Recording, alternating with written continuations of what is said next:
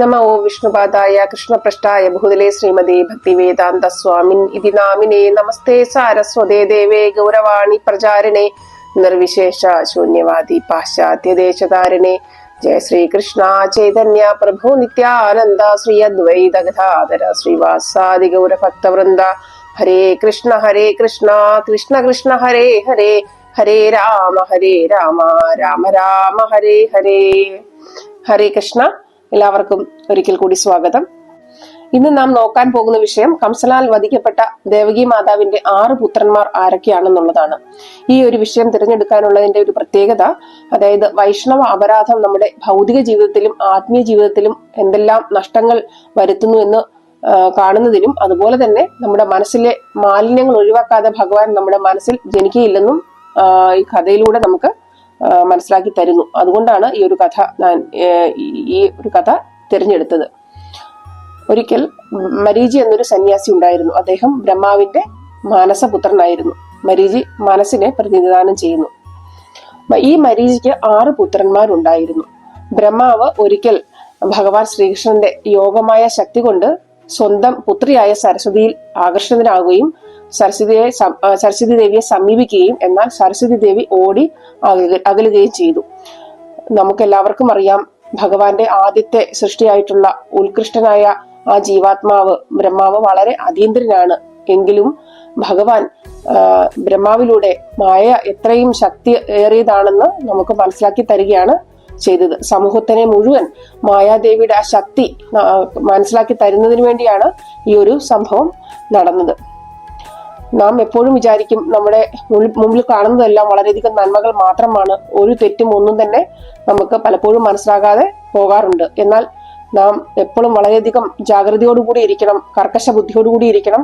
കാരണം മായാദേവി നാം മായയ്ക്ക് വശമതനായതിനു ശേഷം പോലും നമുക്ക് മായ നമ്മെ ബാധിച്ചിരിക്കുന്നു നമുക്ക് മനസ്സിലാക്കാനായിട്ട് വളരെയധികം ബുദ്ധിമുട്ടാണ്. മായാദേവി നമ്മുടെ ബുദ്ധിയെ അപഹരിക്കുന്നതിനായിട്ട് എപ്പോഴും നിഴലായി നമ്മുടെ കൂടെ തന്നെയുണ്ട്. അങ്ങനെ ഇവിടെ ബ്രഹ്മാവിന്റെ ആ ഒരു ഭഗവാന് വേണ്ടിയിട്ടുള്ള ഒരു സേവനമാണ്. അതായത് ഭഗവാൻ ബ്രഹ്മാവിന് കൊടുക്കുന്ന ഏതൊരു സ്ഥാനവും ബ്രഹ്മാവ് ഭഗവാന്റെ ആ സേവനത്തിന് വേണ്ടിയിട്ട് ഉപയോഗിക്കുന്നതിനായിട്ട് ബ്രഹ്മാവ് തയ്യാറാണ്. അങ്ങനെ അതീന്ദ്രനായിട്ടുള്ള ബ്രഹ്മാവ് സരസ്വതി ദേവിയുടെ പുറകെ ഓടുന്നത് കണ്ടിട്ട് ഈ മരീചിയുടെ 6 പുത്രന്മാർ അദ്ദേഹത്തെ നോക്കി വളരെയധികം പരിഹസിക്കുകയും അവഹേളിക്കുകയും ചെയ്തു. ഇവിടെ ബ്രഹ്മദേവൻ എന്ന് പറയുന്നത് ഭഗവാൻ ശ്രീകൃഷ്ണന്റെ വലിയൊരു ഭക്തനാണ്, വലിയ ഒരു വൈഷ്ണവനാണ്.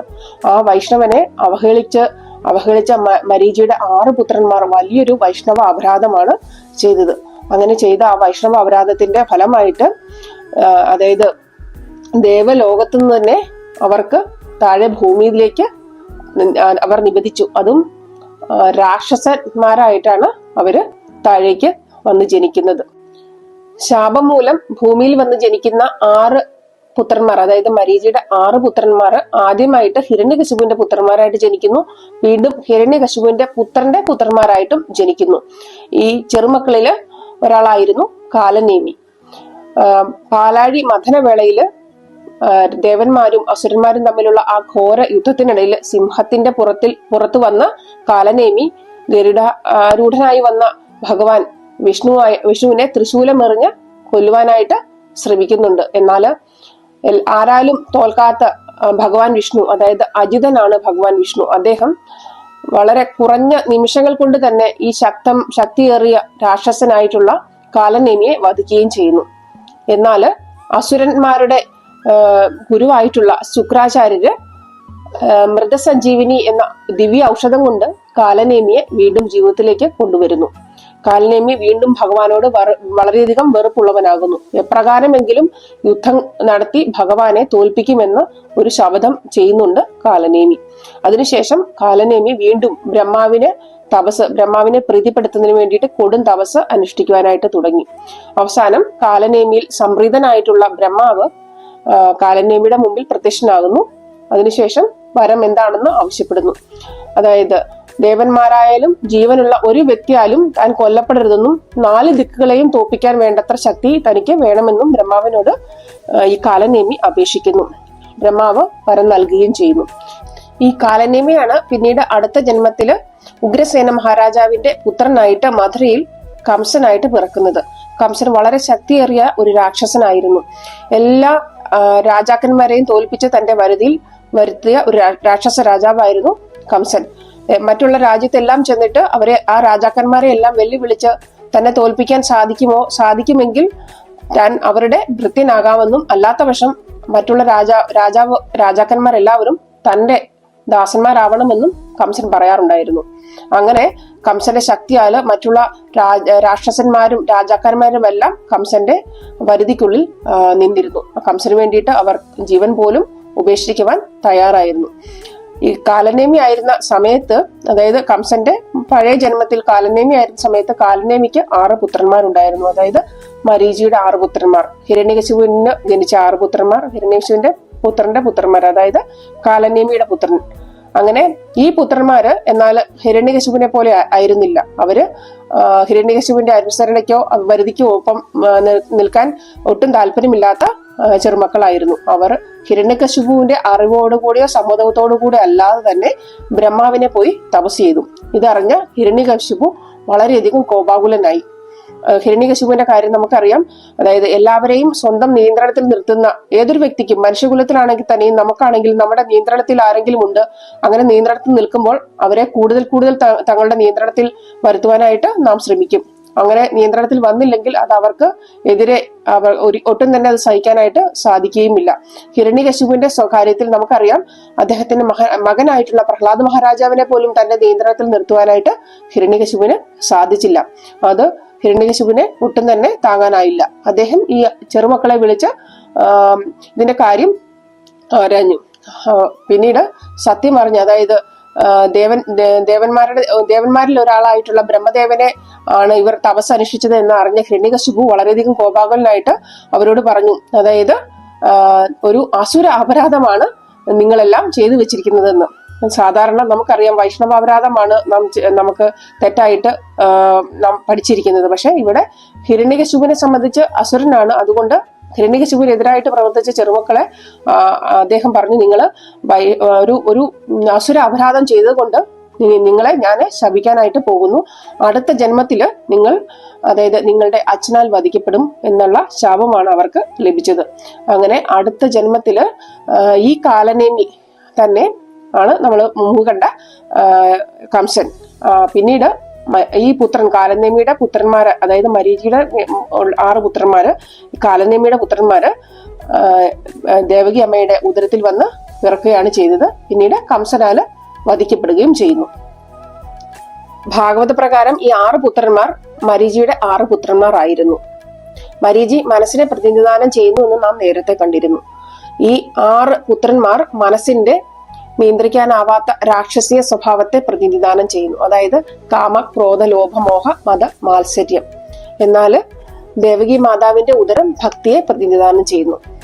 രൂപ ഗോസ്വാമി ഭക്തി രസാമൃത സിന്ധുവില് ഉത്തമ ഭക്തിയെ പറ്റി എന്താണ് പറഞ്ഞിരിക്കുന്നതെന്ന് നമുക്കൊന്ന് നോക്കാം. അന്യാഭിലാഷിതാശൂന്യം ജ്ഞാനകർമാദി അനാവൃതം ആനുകൂല്യേന കൃഷ്ണാനുശീലനം ഭക്തിരുത്തമ. ഉത്തമ ഭക്തി ജ്ഞാനത്തിന്റെയും കർമ്മത്തിന്റെയും ഒരു ഭാവവും ഇല്ലാത്തതും ഈ 6 അസുര സ്വഭാവങ്ങൾ, അതായത് മനസ്സിന്റെ ഈ ഒരു മാലിന്യങ്ങൾ ഇല്ലാത്തതുമാണ്. അതായത് കാമ, ക്രോധ, ലോഭ, മോഹ, മതമത്സരങ്ങൾ ഒന്നും തന്നെ ഇല്ലാത്തതുമാണ്. ഈ സ്വഭാവങ്ങളുള്ള ഒരു വ്യക്തിക്ക് ഭഗവാന്റെ അതീന്ദ്രിയ സ്വഭാവത്തെ പറ്റിയും അദ്ദേഹത്തിന്റെ അവതാര ഉദ്ദേശത്തെ പറ്റിയും ലീലയെ പറ്റിയും മനസ്സിലാക്കുവാനായിട്ട് സാധിക്കുകയില്ല. അങ്ങനെയുടെ ഒരു വ്യക്തിയുടെ മനസ്സിൽ ഭഗവാൻ ജനിക്കുകയുമില്ല. ഭാഗവത പ്രകാരം ഈ 6 സ്വഭാവങ്ങൾ ഒരാൾ ഇല്ലാതാക്കിയാൽ, മനസ്സിൽ നിന്ന് ഇല്ലാതാക്കിയാൽ, ആ മാലിന്യത്തെ നീക്കം ചെയ്താൽ ആ വ്യക്തിയുടെ മനസ്സിൽ ഭഗവാന് ജനിക്കുന്നു എന്നും ഭാഗവതം പറയുന്നു. ഭക്തിയെ പ്രതിനിധാനം ചെയ്യുന്ന ദേവകി മാതാവിന്റെ ഉദരത്തിൽ നിന്ന്, അതായത് മനസ്സിൽ നിന്ന് ഈ 6 ശത്രുക്കളെ, കാമക്രോധ, ലോഭമോഹ, മതമത്സരത്തെ ഇല്ലാതാക്കിയാൽ മാത്രമേ ഉള്ളൂ ആ ഉദരം ഭഗവാൻ അവതരിക്കുന്നതിന് യോഗ്യത നേടുകയുള്ളൂ. നാരദ മഹർഷിക്കും ദേവന്മാർക്കും ശരിക്കും അറിയാമായിരുന്നു മരീചിയുടെ ഈ 6 പുത്രന്മാർ അവരുടെ അനുസരണക്കേടുകൊണ്ടും ബ്രഹ്മാവിനോട് ചെയ്ത വൈഷ്ണവ അപരാധം കൊണ്ടുമാണ് ഭൗതികവാദികളും അസുരന്മാരുമായിട്ട് ഈ ഭൗതിക ലോകത്തിൽ ജനിച്ചതെന്നും കംസനാൽ വധിക്കപ്പെട്ടെങ്കിൽ മാത്രമേ അവർക്ക് തങ്ങളുടെ ലോകത്തേക്ക് തിരിച്ചു പോകാനായിട്ട് സാധിക്കും എന്നുമുള്ളത്. അതുകൊണ്ട് കംസനെ എല്ലാ പുത്രന്മാരെയും വധിക്കുന്നതിനായിട്ട് നാരദ മഹർഷി ഉപദേശിക്കുന്നുണ്ട്.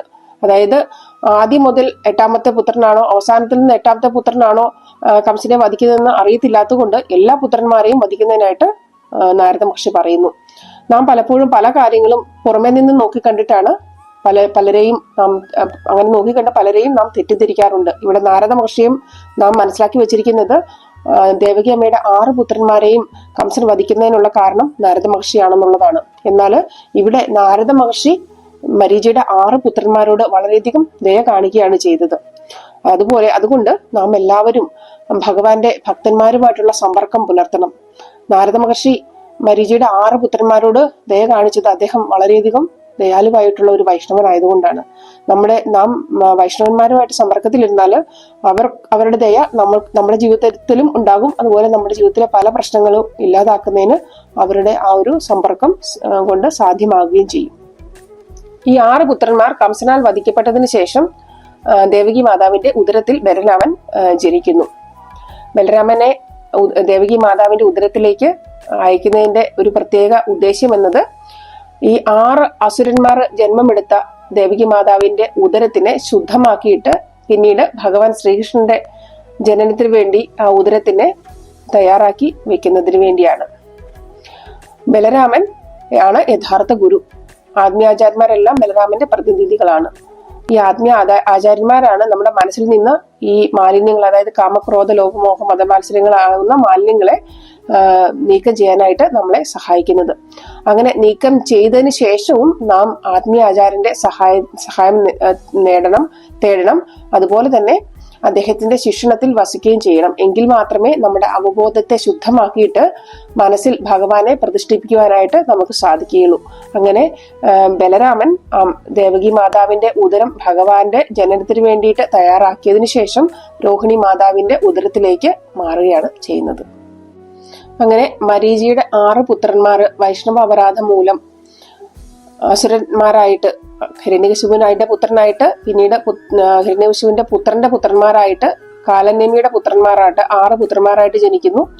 ഹിരണ്യകശിപുവിന്റെ ശാപത്താല് ഈ 6 പുത്രന്മാര്, അതായത് അസുരന്മാരായിട്ട് ജനിക്കുന്നു. സ്വന്തം പിതാവിനാൽ കൊല്ലപ്പെടുമെന്നുള്ള ആ ശാപം മൂലം അവര് ദേവകി അമ്മയുടെ ഗർഭത്തില് ഈ 6 പുത്രന്മാര് വന്നു ജനിക്കുന്നു.